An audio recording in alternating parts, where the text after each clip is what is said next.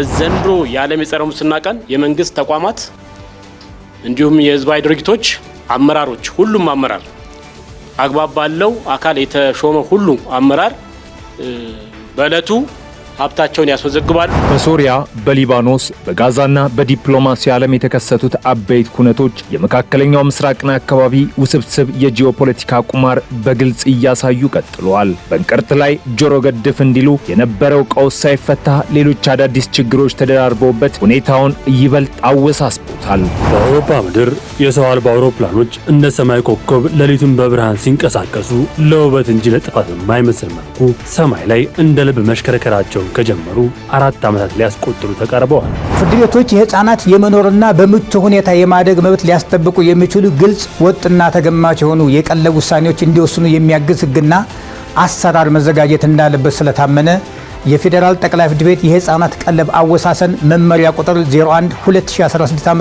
ሊወጣ ችሏል።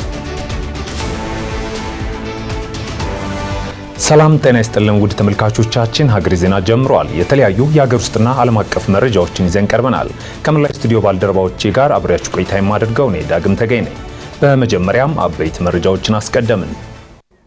የፌዴራል የስነ ምግባርና ጸረ ሙስና ኮሚሽን የከፍተኛ ባለስልጣናትና አመራሮችን ሀብት ምዝገባ በአዲስ መልክ ሊያካሂድ እንደሆነ አስታውቋል። የአሁኑ ምዝገባ ከዚህ በፊት ከነበረው የተሻለ ውጤት እንደሚያስገኝ ተስፋ እንደተጣለበትም ተነግሯል። ምረት ደግፍ የፌዴራል የስነ ምግባርና ጸረ ሙስና ኮሚሽን የከፍተኛ ባለስልጣናትና አመራሮችን ሀብት ምዝገባ በአዲስ መልክ ሊያካሂድ እንደሆነ በዘንድሮ ዓመት በሚያካሂደው የጸረ ሙስና ቀን አስመልክቶ በሰጠው መግለጫ ላይ አስታውቋል። ምንም እንኳን ከዚህ ቀደም የሀብት ምዝገባው ሲካሄድ የነበረ ቢሆንም በአሁኑ የሚደረገው ምዝገባ ግን ተጨባጭ ነው ሲሉ የኮሚሽኑ የመረጃዎች አስተዳደር መሪ ስራ አስፈጻሚ አቶ መስፍን በላይ ገልጸዋል። ከዚሁ የበዓል አከባበር ጋር ለየት ብሎ በተጨባጭ የሚፈጸመው ደግሞ የከፍተኛ ባለስልጣናት የሀብት ምዝገባ ሰነድ ነው። ምንም እንኳን የከፍተኛ ባለስልጣናት የሀብት ምዝገባ መረጃ እስካሁንም በየደረጃው እየተካሄደ ቢሆንም በዘንድሮ የዓለም የጸረ ሙስና ቀን የመንግስት ተቋማት እንዲሁም የህዝባዊ ድርጅቶች አመራሮች ሁሉም አመራር አግባብ ባለው አካል የተሾመ ሁሉ አመራር በእለቱ ሀብታቸውን ያስመዘግባሉ። ካስመዘገቡም በኋላ የሰነዱን የማስረከብ የርክክብ ስነ ስርዓት ይፈጽማሉ። ከሀብት ማስመዝገቡ በተጨማሪም የተቋማትን አሰራር አስተካክሎ ሙስናን ሊቀርፍ ይችላል የተባለ ሰነድ መዘጋጀቱንና በየደረጃው ያሉ አመራሮችም ይህንኑ ሰነድ ቃለ መሐላ በመፈጸም ወደ ተግባር እንደሚያወርዱ አመኔታ አለን ሲሉ አቶ መስፍን ተናግረዋል። ስራ አስፈጻሚው አክለውም ከአገልግሎት አሰጣጥ ጀምሮ ያሉ አስተዳደራዊ ችግሮችና ብልሽቶች መኖራቸውን በጥናት ማረጋገጣቸውንና በተደረገው ጥናት መሰረትም ችግሮቹን ለመቅረፍ ስራዎችን እየሰራን ነው ሲሉ ጠቁመዋል። በተለይ ከአገልግሎት አሰጣጥ ጋር በተያያዘ ትናንሽ ሙስናዎች ፒቲ ኮራፕሽን የምንለው ይሄ ከአገልግሎት ጋራ ሰጥቶ ከመቀበል ጋራ የየለት የትናንሽ የሙስና አይነቶች ወይም ቢሮክራሲያዊ አስተዳደራዊ የሆኑ የሙስና አይነቶች አሉ። ይሄ የኛም በተለያየ የተካሄደ የዳሰሳ ጥናት ያሳያል። እነኚህም በየለቱ የሚፈጸሙ ወይም ደግሞ በየለቱ እንደሚፈጸሙ ጥናት ያረጋገጠው ትናንሽ የሰጥቶ መቀበል ትናንሽ ከአገልግሎት ጋር የተያዙ ቢሮክራሲያዊ አስተዳደራዊ ሙስናዎችን ከማጋለጥ እንዲሁም ደግሞ ቀጣይነት እንዳይኖራቸው ሳይዛቸውን ከመቀነስ ከመክታት አኳያ በሁሉም ተቋማት ቅድም እንዳነሳሁት ታሳቢ ያደረገ ጥናት ተካሂዷል። ጥናት ብቻም አይደለም፣ ለጥናቱ በተለያዩ ችግሮች ላይ በቀጣይ ችግሮቹን ከመቅረፍ አኳያ አቅጣጫ ተቀምጦባቸዋል ማለት ነው። አቅጣጫ ተቀምጧል። ለዚህ ጉዳይ አመራሩ ቁርጠኛ መሆን አለበት። በተለይ ሰነዱ ሲቀርብ በተጨባጭ በተቋማት ጊዜ ተሰጥቶት ውይይት ተካሂዶበት ገቢራዊ እንዲሆን ከማድረግ አኳያ ተቋም አመራር በየደረጃው ቁርጠኛ ሆኖ ይፈጽመዋል የሚል እምነት አለን። ሙስናን መከላከል የሁሉንም ርብርብ እንደሚሻና ቁርጠኝነት እንደሚጠይቅ የተገለጸ ሲሆን ህብረተሰቡ ሙስናን በማጋለጥ ረገድ ከፍተኛ አስተዋጽኦ እያደረገ መሆኑም ተነግሯል። ዘንድሮ ለ22ኛ ጊዜ የሚከበረው ዓለም አቀፍ የጸረ ሙስና ቀን ትውልድን በስነ ምግባር ተቋምን በአሰራር በሚል መሪ ቃል ከህዳር 22 እስከ 26 ቀን 2018 ዓ.ም ድረስ በፌዴራልና በክልሎች ደረጃ እንደሚከበርም ኮሚሽኑ ዛሬ በሰጠው መግለጫ አስታውቋል። ሴት ፖለቲከኞች በቀጣዩ ምርጫ የሚያደርጉትን እንቅስቃሴ መደገፍ የሚያስችል ፋይናንስ ያስፈልጋል ተባለ። ፓርቲዎች እንዲሁም መንግስት በጉዳዩ ዙሪያ በትኩረት እንዲሰሩም ጥሪ ቀርበዋል። ሚካኤል ሳይሌ ተጨማሪ አለው። ሴቶች በፖለቲካ ውስጥ ያላቸውን ተሳትፎ ለማሳደግ በርካታ የሲቪል ማህበረሰብ ድርጅቶች እንዲሁም መንግስት የተለያዩ ድጋፎች ያደርጋሉ። ሴቶች በበቂ ሁኔታ ወደ ኃላፊነት እንዲመጡ ማድረግ በርካታ ጠቀሜታዎች ያለው ጉዳይ ስለመሆኑ ይነገራል። ወደ ኃላፊነት ማምጣት በሰላምና በሌሎች መስኮች የተሻለ ውጤት ለማምጣት የሚያግዝ መሆኑን የኢትዮጵያ ሴቶች ማህበራት ቅንጅት ዳይሬክተር ሳባ ገብረመድህን ተናግረዋል። ለረጅም ዓመታት የሴቶች የፖለቲካ ተሳትፎ ፕሮግራም አለን። ይህ ፕሮግራም በምርጫም ከምርጫ ውጭም ሴቶች ወደ ፖለቲካ እንዲመጡ የተለያዩ ስራዎችን እንሰራለን። አንድ የምንሰራው በተለይ በፖለቲካ ፓርቲ ውስጥ ያሉ ሴቶች አቅማቸውን ማሳደግ ነው። በዚህም በባለፈው ምርጫ ብዙ የፖለቲካ ፓርቲ አባላትን እና እጩ ተወዳዳሪዎች ሴቶችን በየክልሉ እያሰለጠንን ቆይተናል። እነዚህ የፖለቲካ ፓርቲ ውስጥ ያሉ ሴቶችም እንዲገናኙ አንዳቸው ከአንዳቸው ልምድ እንዲቀስሙ ሮል ሞዴል እንዲሆኗቸው በማድረግ በሴቶች አጀንዳ ላይ እነዚህ የፖለቲካ ፓርቲ ሴቶች ወደ አንድ እንዲመጡ ለማድረግ በጣም ብዙ ጥረቶች እናደርጋለን። እንዳልከው የሰላምና ደህንነት ጥያቄ አንዱ ውሳኔ ሰጭነት ጥያቄ ነው። ምክንያቱም ውሳኔው የግጭቱ ውሳኔ ወይም ደግሞ የሰላሙም ውሳኔ ሰላም ስምምነት ላይ ድርድር ላይ እንዲመጡ ለማድረግ ሴቶች በፖለቲካ ውስጥ ተሳታፊ መሆን አለባቸው። በውሳኔ ሰጭነት ላይ መገኘት አለባቸው። ሴቶች በፖለቲካ ውስጥ ያደረጉት ያሉት ተሳትፎ መልካም ቢሆንም በቂ አለመሆኑ ዳይሬክተሩ አክለውም ጠቁመዋል። ሴቶችን በበቂ ሁኔታ ወደ ኃላፊነት የሚመጡ ከሆነ ካላቸው ተፈጥሯዊ ባህሪ አንጻር ወደ ግጭት እንዳይገባ ምክንያት ያደርጋል የሚሉት ደግሞ የአፍሪካ ሴቶች ሰላም ደህንነት ኢንስቲትዩት የፕሮግራም ዳይሬክተር ማህደር ዳሪ ናቸው። ሴቶች በተለይ በአመራርነት ደረጃ በሰፊው የሚመጡ ከሆነ ከወንዶች የተሻለ ነን ቫዮለንት ናቸው ብለን እናስባለን። ወደ ግጭት ቶሎ ወደ ብስጭት የመግባት ተንደንሲያቸው ዝቅተኛ ነው ብለን እናስባለንና በኃላፊነት ደረጃ እንዲመጡ ውትወታዎችን እናካሂዳለን።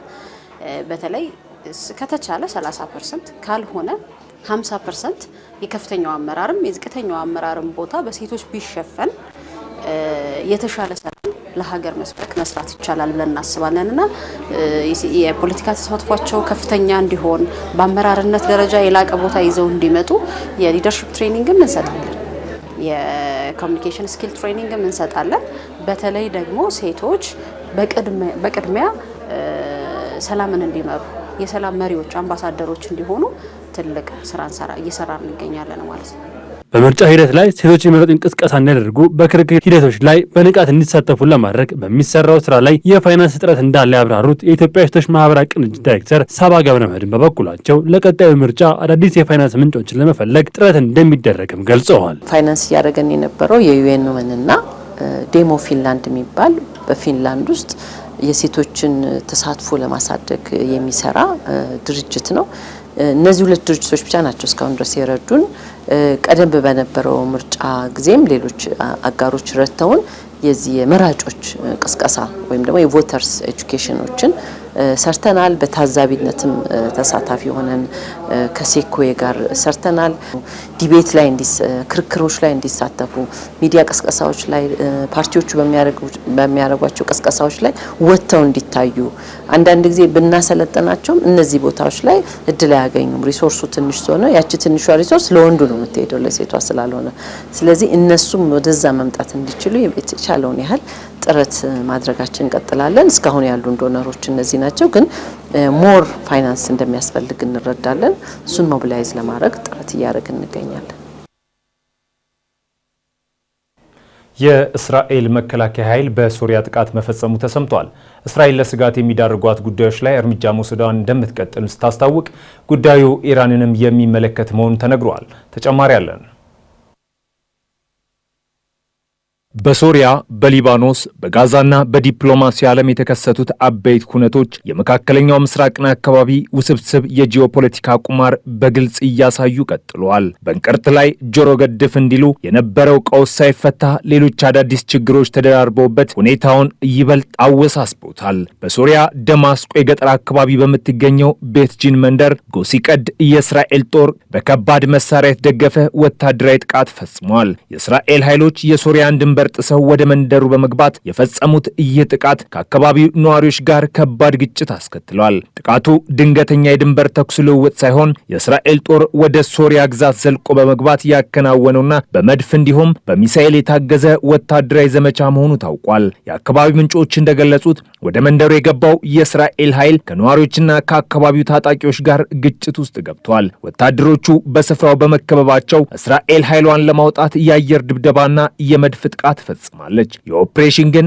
ከፍተኛ ዋጋ አስከፍሏል። ከስፍራው የሚወጡት አዳዲስ መረጃዎች እንደሚያመለክቱት የእስራኤል ጦር ወደ ሶሪያ ግዛት በድጋሚ ዘልቆ በመግባት በፈጸመው ጥቃት በትንሹ 12 ሰዎች መሞታቸውን የሶሪያ የመንግስት ሚዲያዎች ዘግበዋል። ሁኔታውን እጅግ አሳሳቢ ከመሆኑ የተነሳ የሶሪያ ሲቪል ዲፌንስ የነፍስ አድን ቡድን የእስራኤል ጦር ማንኛውንም እንቅስቃሴ ኢላማ እያደረገ በመሆኑ የቆሰሉ ወገኖችን ለማዳን ወደ ቤት ጂን መግባት አለመቻሉን አስታውቋል። በሌላ በኩል የእስራኤሉ የዲዮት አህሮኖት የዜና ምንጭ እንደዘገበው በግጭቱ 6 የእስራኤል ወታደሮች ጉዳት የደረሰባቸው ሲሆን ከነዚህም ውስጥ 3ቱ በከባድ ሁኔታ መቁሰላቸው ተረጋግጧል። የሶሪያ ፖለቲካዊ መልክዓ ምድር ከተቀየረ ወዲህ ማለትም እንደ አውሮፓውያን አቆጣጠር በታህሳስ 2004 ፕሬዝዳንት በሽር አልአሳድ ከስልጣን ከተወገዱ በኋላ እስራኤል በሶሪያ ላይ ያላት አቋም ከመለስለስ ይልቅ እየጠነከረ መጥቷል። በተለይም በጎላን ኮረብታዎች አካባቢና በደማስቆ የገጠር ወረዳዎች የምታደርገው እንቅስቃሴ የደህንነት ቀጠና የመፍጠር ስትራቴጂ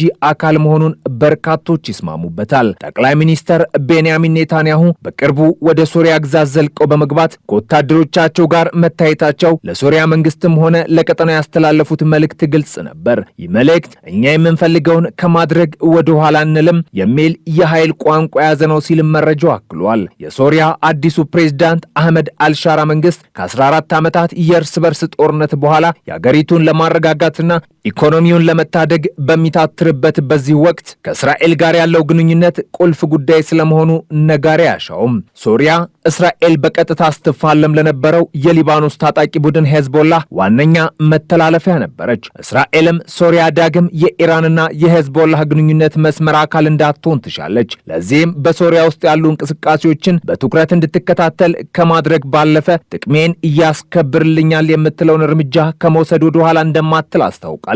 እስራኤል በዙሪያ ያሉ ኃይሎችን እያስታጠቀች ነው ስትል የምትከሳት ኢራን ደግሞ ከአውስትራሊያ ጋር የቃላት ጦርነት ውስጥ ገብታለች። አውስትራሊያ የወሰደችው እርምጃ ኢራንን ክፉኛ አስቆጥቷል። የአውስትራሊያ መንግስት የኢራን አብዮት ዘብ ጠባቂ አሸባሪ ብሎ መፈረጁ በቴህራንና በካምቤራ መካከል ያለውን ግንኙነት አሻክሮታል። አውስትራሊያ ለዚህ ውሳኔዋ እንደ ምክንያት ያቀረበችው በሲድኒና ሜልበርን በአይሁዳውያን ላይ የተሞከሩ ጥቃቶችን ኢራን በድብቅ አቀነባብራለች የሚል ነው። ኢራን ግን ይህንን ክስ አጣጥለዋለች። የኢራን የውጭ ጉዳይ ሚኒስቴር የአውስትራሊያን ውሳኔ ህገወጥ፣ ፍትሐዊ ያልሆነና በእስራኤል ተጽዕኖ ስር የወደቀ ሲል አውግዞታል። ኢራን እንደምትለው የዘብ ጠባቂው ጦር የሀገሪቱ የሉዓላዊነት ምልክትና የመከላከያ ኃይል አካል እንጂ አሸባሪ አይደለም። ይህ ዲፕሎማሲያዊ ፍጥጫ ዓለም አቀፉ ማህበረሰብ በመካከለኛው ምስራቅ ጉዳይ ላይ ምን ያህል እንደተከፋፈለና የውክልና ጦርነት እስከ አውስትራሊያ ድረስ እንዴት እንደተለጠጠ የሚያሳይ ነው።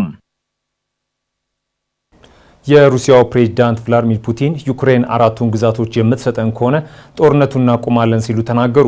የዩክሬኑ ፕሬዝዳንት ቮሎዲሚር ዜሌንስኪ በበኩላቸው ሩሲያ አሁን ከያዘቻቸው አካባቢዎች ለቃ የምትወጣ ከሆነ ጦርነቱን ለማቆም ፈቃደኛ ነን ብለዋል። ሚኪያስ ኃይሌ በአውሮፓ ምድር የሰው አልባ አውሮፕላኖች እንደ ሰማይ ኮከብ ሌሊቱን በብርሃን ሲንቀሳቀሱ ለውበት እንጂ ለጥፋት በማይመስል መልኩ ሰማይ ላይ እንደ ልብ መሽከረከራቸውን ከጀመሩ 4 ዓመታት ሊያስቆጥሩ ተቃርበዋል። ዓለም በጦርነት ታሪኳ አይታቸው የማታውቃቸው የጦር መሳሪያዎች እያየችና እየሞከረች የዩክሬንና የሩሲያን ድንበር አካባቢዎች በጦር መሳሪያ እያመሰች እዚህ ደርሳለች። ጦርነቱ በተጀመረ በ1373ኛው ቀን ላይ ትኩረቱ በሙሉ በዲፕሎማሲያዊ ንግግሮችና በአሜሪካ በኩል በቀረበው አዲስ የሰላም እቅድ ላይም ሆኗል። በተለይም የፕሬዝዳንት ቭላድሚር ፑቲን ንግግር የጦርነቱን ቀጣይ አቅጣጫ የሚጠቁም ሆኖም ተገኝተዋል። የሩሲያው ፕሬዝዳንት ቭላድሚር ፑቲን ትናንት በኪርጊስታን ቢሽኬክ ከተማ በነበራቸው ቆይታ ከጋዜጠኞች ላይ የቀረበላቸው ጥያቄዎች ሰፋ ያለ ምላሽም ሰጥተዋል። ንግግራቸው በዋናነት በአሜሪካ የሰላም እቅድ፣ በግዛት ይገባኛል ጥያቄና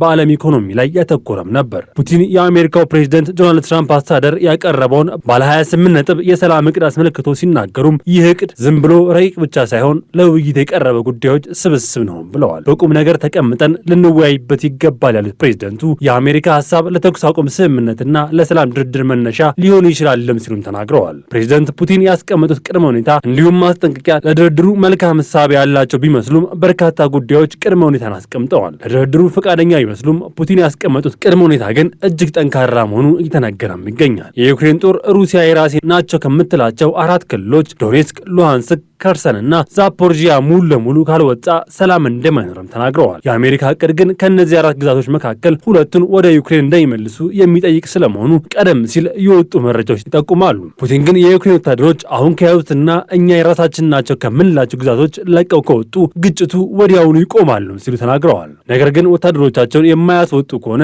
ይህንን ዓላማ በወታደራዊ ኃይል እናሳካዋለን፣ ምርጫው የኪየቭ ነው ሲሉም ጠንከር ያለ ንግግርን አድርገዋል። ፑቲን የምዕራባውያን ማዕቀብ በማጥላላት የዓለም ኃይል ሚዛን ወደ እስያና ግሎባል ሳውዝ ሀገራት እያደላ መሆኑን ተናግረዋል። የምዕራባውያን ኢኮኖሚ እየቀዘቀዘ ነው፣ በአንጻሩ የምስራቅ ዓለምና የግሎባል ሳውዝ ሀገራት ኢኮኖሚ ምዕራባውያን እየበለጠ እየሄደ ነው ሲሉም ተናግረዋል። የወደፊቱ የዓለም እድገት ያለው በእስያ ነው ሲሉ በምዕራቡ ዓለም ሀገራት የሚደረገውን ማዕቀቦች ሊጎዳቸው እንደማይችል ገልጸው በቀጣይ የዓለምን ኢኮኖሚ ሚዛን የእስያ ምድር ሊቆጣጠረው እንደሚችልም አብራርተዋል። ይህ ንግግራቸው ሩሲያ ያደረገች ያለችውን ጦርነት ከዩክሬን በዘለለ የዓለም ኃይል ሚዛን ለማስጠበቅ ያለመ ስለመሆኑ ያስረዱት በዚህም ከሌሎች ሀገራት ድጋፍ ለማግኘት የሞከሩበት ነው የሚል አስተያየትም ተሰንዝረዋል። ዩክሬን በአንጻሩ የትራምፕ እቅዶች ላይ ያላትን ሀሳብ መግለጽ ከጀመረች ቆይታለች። በተለይም በ4ቱ ግዛቶች ዙሪያ ያላትን የማያወላዳ ሀሳብም ገልጻለች። ግዛቶቹ ሙሉ በሙሉ ወደ ዩክሬን የማይመለሱ ከሆነ ጦርነቱን ለማቆም እንደማትስማማ ፕሬዝደንቷ ቮሎዲሚር ዜሌንስኪ በተደጋጋሚ ተናግረዋል። በአሁኑ ሰዓት 2 አይነት የሰላም እቅዶች በጠረጴዛ ላይ እንዳሉ መረጃዎች ይጠቁማሉ። በ19 ነጥብ እቅድ ተብሎ የሚነገረው በዩክሬን በኩል የቀረበ እቅድ አንደኛው ሲሆን እርሱም ዩክሬንና አሜሪካን ተቃርበው የሰሩበት የተሻሻለ እቅድ ነው የሚል አስተያየት እየተሰጠበትም ይገኛል። አብዛኛው የዩክሬን ፍላጎት የሚያሟላ ሲሆን ኪየቭ ለዚህ እቅድ ይሁንታን እየሰጠችም ነው። የዩክሬን ባለስልጣናት እንደገለጹት ከዋናው የድንበር ጉዳይ ውጪ በሌሎች ነጥቦች ላይ ከሞላ ጎደል ስምምነት ላይ ስለመደረሱም ተናግረዋል። ምንም እንኳን ለድርድር ዝግጁ ቢሆኑም የዩክሬን መንግስት በተለይም ፕሬዝደንት ዜሌንስኪ ግዛታቸውን ለሩሲያ አሳልፈው እንደማይሰጡና የሩሲያ ወረራ እንደማይቀበሉ በድጋሚ አረጋግጠዋል። የኪየቭ ባለስልጣናት መሬትን ለሰላም የሚለው ቀመር እንደማይቀበሉም ተናግረዋል። በአሜሪካ በኩል የቀረበው እቅድ በዩክሬን ባለስልጣናት ብቻም ሳይሆን የሀገሪቱ ታዋቂ ሰዎች ጭምር በአደባባይ ቅሬታቸውን ማሰማትም ጀምረዋል። የዩክሬን የኖቤል ሽልማት አሸናፊ አሌክሳንደር ማትቪቺክ የቀረበው የሰላም እቅድ ለጦር ወንጀለኞች ምህረት የሚሰጥ ከሆነ ሌሎች አምባገነን መሪዎች መጥፎ አርአያ ይሆናልም ሲሉም ተቃውመውታል።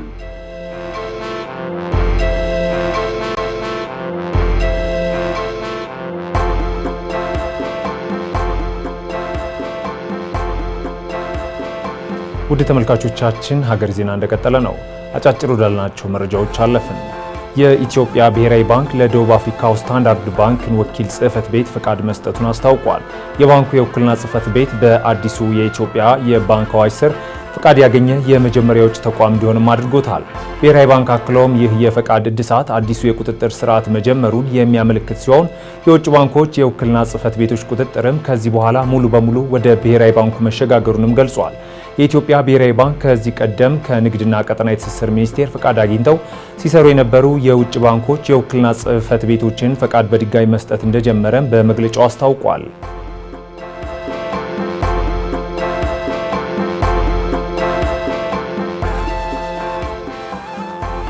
በሀገር አቀፍ ደረጃ የሚገኙ የአካል ጉዳተኞች ቁጥርን ለማወቅ ሀገራዊ የሕዝብ ቆጠራውን እየተጠበቀ እንደሆነ የሴቶችና ማህበራዊ ጉዳይ ሚኒስቴር አስታወቀ። ሚኒስቴር መስሪያ ቤቱ ከህንድ ኤምባሲ ጋር በመተባበር በአፋር ክልል ለ260 አካል ጉዳተኞች እንዲሁም በትግራይ ክልል ደግሞ ለ177 አካል ጉዳተኞች የአካል ድጋፍ አገልግሎት መስጠቱን ሚኒስቴር ዴኤታዋ ሁሪያ አሊ አስታውቀዋል። ከቀረጥና ታክስ ነጻ ተሽከርካሪዎች ወደ ሀገር ውስጥ እንዲገቡ በማድረግ ከ5000 በላይ የሚሆኑ የአካል ጉዳተኞች ተጠቃሚ መሆናቸውንም ሚኒስቴር ዴኤታው አስታውቀዋል። በዓለም አቀፍ ደረጃ ለ34ኛ ጊዜ በኢትዮጵያ ደግሞ ለ33ኛ ጊዜ የሚከበረው የአካል ጉዳተኞች ቀን በትግራይ ክልል እንደሚከበርም ሚኒስቴር መስሪያ ቤቱ አስታውቋል።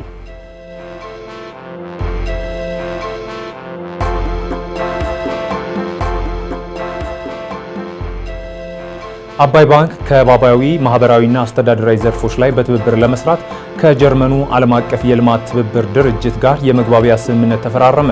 ይህ የትብብር ማዕቀፍ በማደግ ላይ የሚገኙ ሀገራት የፋይናንስ ተደራሽነትና አካታችነት ላይ ትኩረት አድርገው እንዲሰሩ የሚያደርግ መሆኑን ያስታወቀው ባንኩ የማይክሮ ፋይናንስ ዘርፍ ማጠናከርና ማህበራዊ አቅሞችን ለተገቢው የገጠር ልማትና ማህበረሰባዊ የኢኮኖሚ ሽግግር ለማዋል የሚጠቅም መሆኑንም ጠቁመዋል።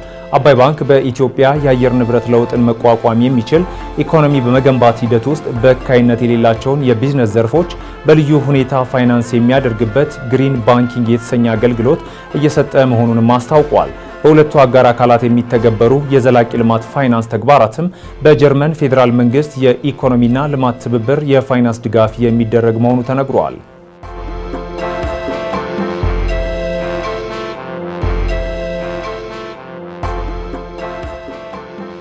ከሀገር ማዶ ያገኘናቸው መረጃዎች አለፍን። የሱዳን ፈጥኖ ደራሽ ኃይል የምዕራብ ኮርዶፋን ሆስፒታልን ወደ ወታደራዊ ካምፕ መቀየሩን የሱዳን ዶክተሮች ማህበር አስታወቀ። ፈጥኖ ደራሽ ኃይሉ ዋናውን የአልኑሁድ ሆስፒታልን ወደ ወታደራዊ ማዕከልነት በመቀየር የሕክምና ባለሙያዎችን ከሆስፒታሉ አስወጥቷል ሲል ማህበሩ ከሷል። ቡድኑ ከተማዋን ከተቆጣጠረበት ጊዜ ጀምሮ ባለፉት 5 ወራት የሆስፒታሉን ትልልቅ ክፍሎች ወደ ወታደራዊ ማዘዣ ማዕከልነትና የወታደሮች ማረፊያነት በመቀየር ሆስፒታሉ ለነዋሪዎች መሰረታዊ የሕክምና አገልግሎት እንዳይሰጥ አድርጓል በማለትም ማህበሩ ወቀሳውን አጠናክሯል። ፈጥኖ ደራሽ ኃይሉ ግን በተነሳበት ወቀሳ ዙሪያ የሰጠው ምላሽ እንደሌለ አናዶሉ ዘግቧል።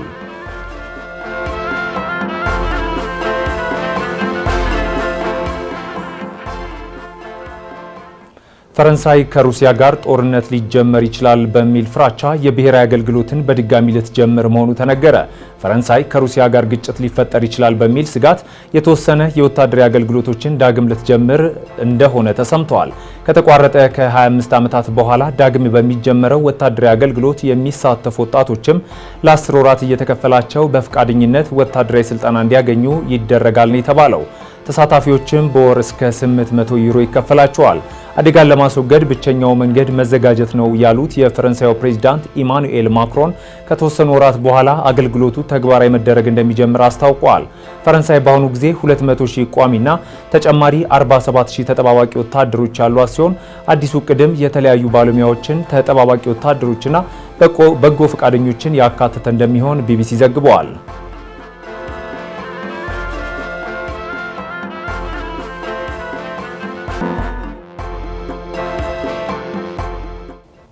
የኢራን መንግስት የቤንዚን ዋጋ ማስተካከያ ይፋ አድርጓል።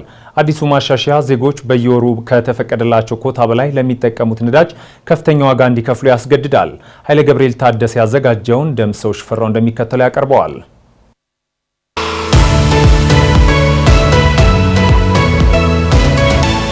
የኢራን መንግስት ከታህሳስ 6 ቀን ጀምሮ ተግባራዊ የሚሆን አዲስ የቤንዚን ዋጋ ማስተካከያ ይፋ አደረገ።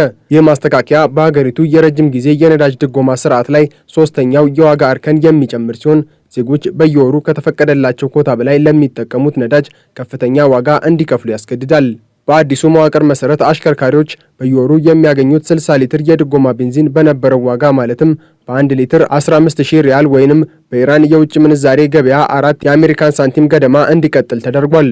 ሁለተኛው እርከን 100 ሊትር ቤንዚን በ30,000 ሪያል መግዛት የሚቻልበት አሰራርም እንደነበረ ይቀጥላል። ዋነኛው ለውጥ የመጣው ከእነዚህ ሁለት እርከኖች በአጠቃላይ 160 ሊትር በላይ ቤንዚን ለሚጠቀም አሽከርካሪ ነው።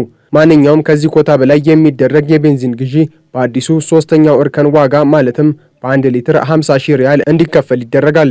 ይህ ዋጋ ከዚህ ቀደም በይፋ ያልተፈቀደና በማደያዎች ሰራተኞች እጅ በሚገኙ ትርፍ ካርዶች ብቻ ይገኝ የነበረ ነው። ባለስልጣናት እንዳሉት ይህ እርምጃ የተወሰደው ከልክ ያለፈ የነዳጅ ፍጆታን ለመቀነስና በመንግስት በጀት ላይ ያለውን ጫና ለማቃለል ነው። ከዚህ በተጨማሪም መንግስት በየ3 ወሩ የቤንዚን ዋጋን እንደገና የሚገመግም ሲሆን ይህም እንደ አስፈላጊነቱ ዋጋዎችን ለማስተካከል ያስችለዋል። ከአሁን በኋላ ከፋብሪካ የሚወጡ አዳዲስ መኪኖች የድጎማ ነዳጅ ኮታ አይኖራቸውም። ከአንድ በላይ መኪና ያላቸው ግለሰቦች የነዳጅ ካርድ የሚያገኙትም ለአንዷ መኪና ብቻ ይሆናል። ይህ የዋጋ ማስተካከያ እንደ አውሮፓውያኑ አቆጣጠር በ2019 ከተደረገው ለውጥ ወዲህ በመንግስት የነዳጅ ድጎማ ስርዓት ላይ የተደረገ ትልቁ ለውጥ ነው። በወቅቱ ድንገተኛ የ50 በመቶ የድጎማ ዋጋ ጭማሪና ከኮታ በላይ የነበረው ዋጋ ላይ የ300% ጭማሪ መደረጉ ሀገር አቀፍ ተቃውሞን ቀስቅሶ እንደነበር ይታወሳል። የነዳጅ ድጎማ ለመጀመሪያ ጊዜ በኢራን የተጀመረው እንደ አውሮፓውያኑ አቆጣጠር በ2007 ሲሆን በወቅቱ መንግስት ከነዳጅ ፍጆታ መቀነስ የሚገኘው ቁጠባ ለሁሉም ኢራናውያን ይከፋፈላል ብሎ ቃል ገብቶ ነበር።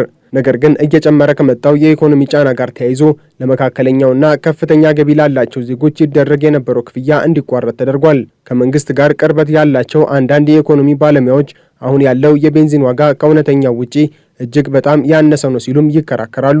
የድፍድፍ ነዳጅ ማውጣት፣ ማጣራት፣ ማጓጓዝ፣ ማከማቸትና ማከፋፈልን ጨምሮ እውነተኛው የ1 ሊትር ቤንዚን ወጪ ከ100 ሺህ እስከ 150 ሺህ ሪያል እንደሚደርስም ይገምታሉ። በመሆኑም መንግስት በቢሊዮን የሚቆጠር ዶላር ኪሳራ እየከፈለ ዋጋውን ዝቅተኛ አድርጎ ለመቆየት ይገደዳል ሲሉም ያስረዳሉ። በሌላ በኩል ተቺዎች በሀገር ውስጥ የሚመረቱ መኪኖች ቴክኖሎጂ ያረጀና ብዙ ነዳጅ የሚጠቀም መሆኑ እንዲሁም የቤንዚኑ ጥራት ዝቅተኛ መሆኑ ዜጎች ፍጆታቸውን እንዲቀንሱ አላስቻላቸውም ይላሉ። አዲሱ የ50 ሺህ ሪያል እርከን የዋጋ ግሽበት እየጨመረና የህዝቡ የመግዛት አቅም እየቀነሰ ባለበት በዚህ ወቅት የህዝብን ምላሽ ይፈትናል ተብሎም ይጠበቃል። መንግስት በቀጣዩ ሩብ ዓመት ተጨማሪ የዋጋ ጭማሪ ለማድረግ ስለማሰቡም የተነገረ ነገር የለም።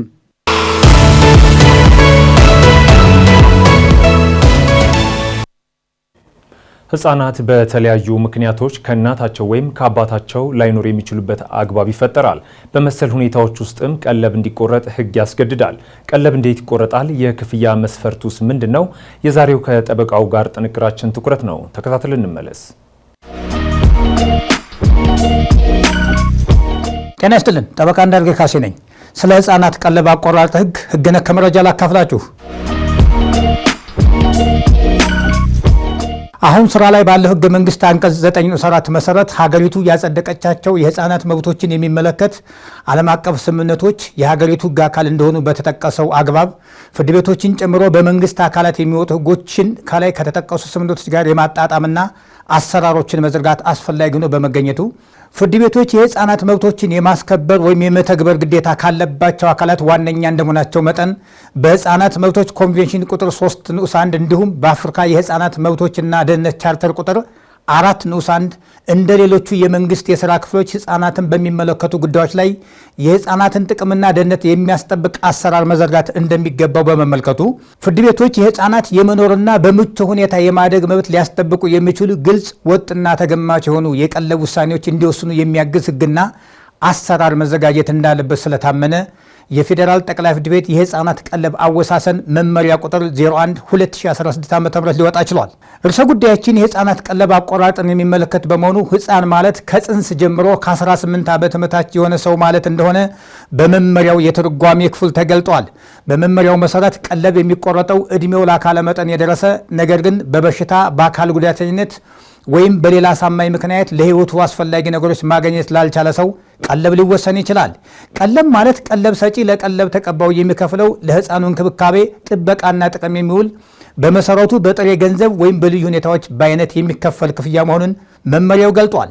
ህፃናት በተለያዩ ምክንያቶች ከእናታቸው ወይም ከአባታቸው ጋር ለማደግ የሚገደዱበት ሁኔታ ያለ ሲሆን ቀለብ ለመቁረጥ መነሻ የሚሆነውም ከእናት ወይም ከአባታቸው ጋር ማደጋቸውና መኖራቸው ነው። ዳኞች የህፃናት ቀለብ ሲወስኑ የቀለብ ተቀባይ ህፃናት ብዛት፣ የኑሮ ሁኔታ፣ እድሜ፣ ልዩ ፍላጎትና የጤና ሁኔታን እንዲሁም የቀለብ ሰጪውን እድሜ፣ አቅም፣ የገቢና የኑሮ ሁኔታ ማመዛዘን ያለባቸው ሲሆን ወላጆች አብረው ህፃኑን ያሳደጉ ከነበረ ከመለያየታቸው በፊት ህፃኑ የለመደውን የኑሮ ሁኔታና የቀለብ ወጭ ያማከለ መሆን አለበት። ቀለብ ለመቁረጥ የቀለብ ሰጪውን ወጭና ገቢ ማወቅ የሚጠይቅ ሲሆን በመመሪያው ቀለብ የሚከፈልበት የገቢ ምንጭ ተብለው ከተጠቀሱት ደመወዝ፣ ለተጨማሪ ስራ የሚከፈል ክፍያ፣ ከመደበኛው የስራ ሰዓት ውጭ የሚከፈለው ክፍያ፣ ጉርሻዎች፣ የተለያዩ አበሎች፣ የፕሮቪደንት ፈንድ ክፍያዎችና ከቅጥር ጋር የተያያዘ ሌላ ማንኛውም ገቢ ነው። በመመሪያው ውስጥ ተጨማሪ ቀለብ የሚቆረጥባቸው ገቢዎች ተብለው የተዘረዘሩት የቤት ኪራይ ወይም ሽያጭ ገቢ፣ የተሽከርካሪ ኪራይ ወይም ሽያጭ ገቢ፣ ከሌሎች ንብረቶች ሽያጭ የተገኘ ገቢ፣ የባንክ ተቀማጭ ገንዘብ ወይም ብድር፣ ባንክ ከተቀመጠ ገንዘብ የሚገኝ ወለድ፣ ከሎተሪና ከተለያዩ ውድድሮች የሚገኝ ገቢ ወይም የገንዘብ ሽልማቶች፣ የካሳ ክፍያዎችና ሌላ ማንኛውም ገቢ ነው። የቀለብ አቆራረጥ ቀለብ ቆራጩ ቀለብ በሚቆርጥላቸው ልጆች ልክ በፐርሰንት የሚታሰብ ሲሆን ለመነሻ ያክል የቀለብ ሰጩ ወርሃዊ ገቢው እስከ ብር 2000 ከሆነ ከዚሁ ገቢ ውስጥ ለአንድ ህፃን 24%፣ ለሁለት ህፃን 36%፣ ለሶስት ህፃናት 42%፣ ለአራት ህፃናት 45%፣ ለአምስት ህፃናትና ከዛ በላይ 48% እንዲከፍል ፍርድ ቤት ውሳኔ ሊሰጥ ይችላል። እንደ ገቢው መጠንና ቀለብ ሰጪው ባለው የህፃናት ቁጥር የተለያዩ ፐርሰንት ሊወሰን እንደሚችል መመሪያው አስቀምጧል። በመመሪያው ውስጥ የቀለብ ሰጪው ወርሃዊ ገቢ ከብር 200 ሺህ በላይ በሚሆንበት ጊዜ ፍርድ ቤቱ የህፃናቱን ፍላጎት ባማከለ መልኩ በመመሪያ ሰንጠረዡ ከተመለከተው የክፍያ መጠን ሳያንስ ሊወስን ይችላል። አመሰግናለሁ።